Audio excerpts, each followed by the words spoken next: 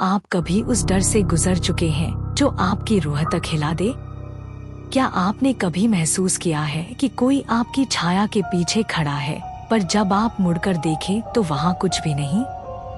अगर नहीं, तो यह कहानी आपके भीतर के सबसे गहरे डर को जगा देगी। यह कहानी है एक अकेली लड़की सायरा की, जो एक पुराने सुनसान मकान में रहती थी।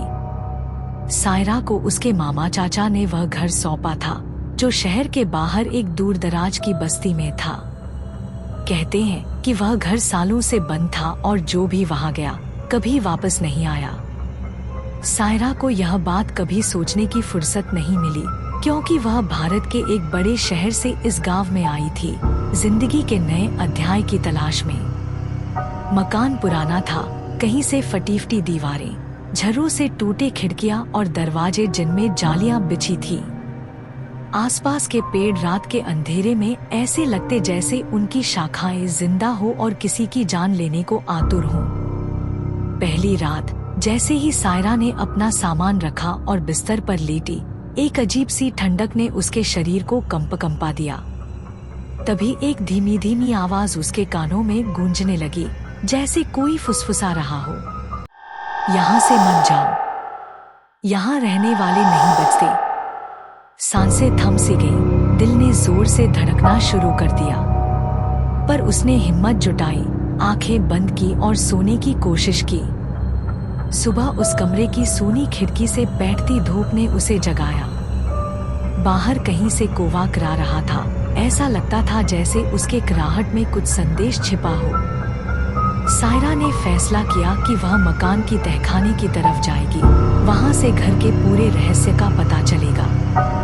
तहखाने का रास्ता पुराना और जर्जर था, दीवारों पर जाले और काले दाग थे, हर कदम पर जैसे किसी ने किसी की चीख दबाई हो।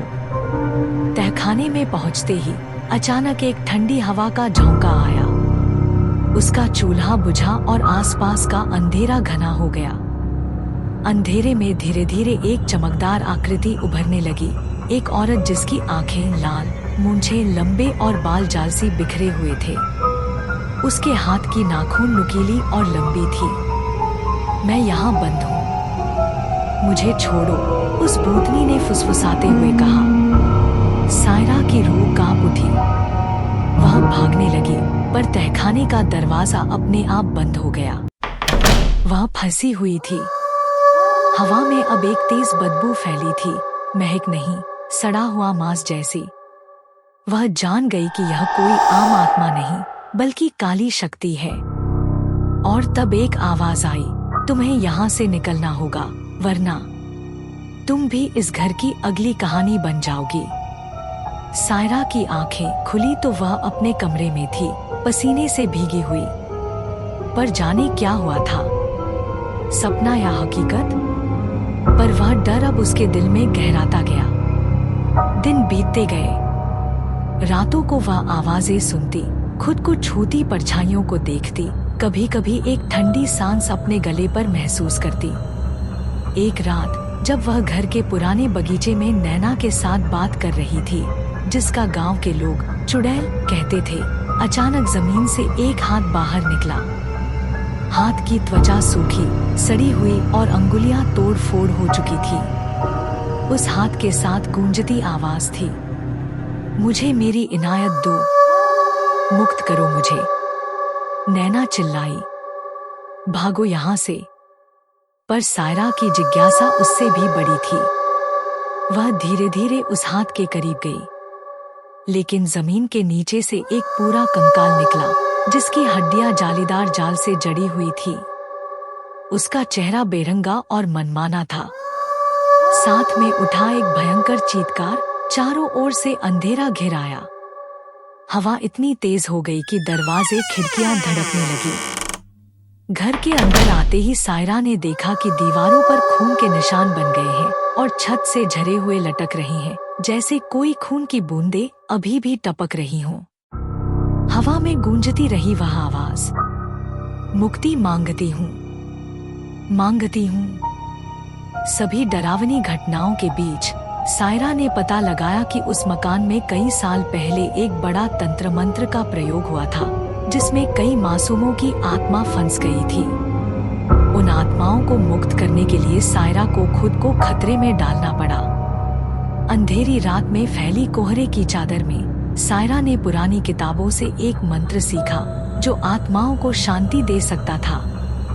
लेकिन जब उसने मंत्र उच्चारण शुरू किया तो एक भयानक छाया सामने आई, एक विशालकाय यहूदी पिशाच जिसने उसकी हर आवाज पर गर्जना शुरू कर दिया। तुम्हारे जैसे इंसान हमें छोड़ने की हिम्मत रखते हैं? तुम भी इस घर में कैद हो जाओगी। सायरा ने डरते हुए भी उस पिशाच से मुकाबला किया। उसने चाबियों और तस्वीरों को अपने हाथ में लिया जो उसने घर के प्रत्येक कोने से इकट्ठा किए थे। शांत हो जाओ, उसने जोर से कहा।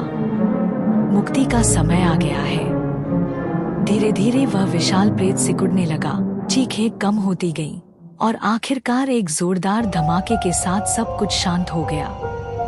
सायरा हिम्मत रखती रही, अपने अंदर के डर से लड़ती रही, और वह रात जो कभी सबसे खौफनाक लगती थी वह उसके लिए आजादी की शुरुआत बनी।